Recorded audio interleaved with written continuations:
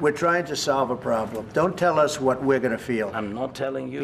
এবার যুক্তরাষ্ট্রের president Donald ট্রাম্পের সঙ্গে হোয়াইট হাউসে হওয়া বাকবিতণ্ডার জন্য দুঃখ প্রকাশ করেছেন ইউক্রেনের প্রেসিডেন্ট ভলোদিমির জেলেনস্কি। রাশিয়ার সঙ্গে যুদ্ধ বন্ধে যুক্তরাষ্ট্র যে পথে এগোতে চাচ্ছে সে পথে যেতে ইউক্রেন প্রস্তুত আছে বলেও ইঙ্গিত দিয়েছেন তিনি।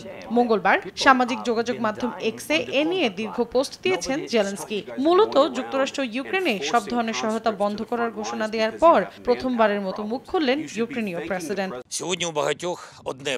জেলেনস্কি আরো বলেন, কেউ সীমাহীন যুদ্ধ চায় না। দীর্ঘস্থায়ী শান্তি প্রতিষ্ঠার জন্য যত দ্রুত সম্ভব আলোচনার টেবিলে আসতে প্রস্তুত ইউক্রেন। স্থায়ী শান্তি প্রতিষ্ঠায় প্রেসিডেন্ট ট্রাম্পের শক্তিশালী নেতৃত্বে কাজ করতে প্রস্তুত কিয়েভ।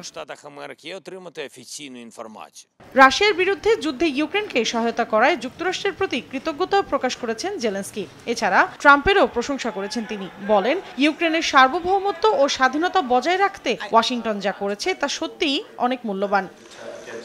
তবে খনিজ সম্পদের চুক্তির বিনিময়ে নিরাপত্তার নিশ্চয়তা চান বলে জানিয়েছেন জেলেনস্কি। বলেন, কিয়েভ এবং ওয়াশিংটন এক যৌথ তহবিল গঠন করবে, যেখানে ইউক্রেন তার ভবিষ্যৎ প্রাকৃতিক আয়ের 50% অবদান রাখবে, আর যুক্তরাষ্ট্র যুদ্ধবিধ্বস্ত দেশ পুনর্গঠনে আর্থিক সহায়তা করবে।